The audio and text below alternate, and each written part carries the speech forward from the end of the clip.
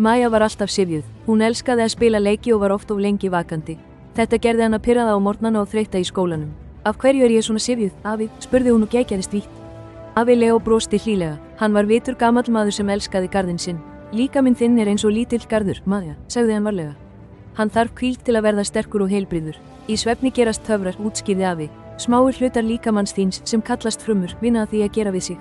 Það er eins og viðgerðarverkstæði innra með þér. Líkaminn þinn byggir einnig upp sterkan skjöld gegn veikindum, hélt hann áfram. Það er ónæmiskerfið þitt sem styrkist náttúrulega og á áhrifaríkan hátt. Alveg eins og plöntur hvílast á nóttunni til að vaxa hærri og bjartari, þá þarf þú góðan svefn til að vera þitt besta sjálf. Maja ákvað að reyna. Hún fór að sofa fyrr á hverju kvöldi í viku. Fljótlega vaknaði hún hress og full af orku. Kennararnir hennar tóku eftir því að hún var einbeittari og hamingjusamari. Hún gat hlaupið hraðar og lært nýja hluti auðveldlega. Þú hafðir rétt fyrir þér, afi. Svefn er virkilega töfrar, fagnaði hún.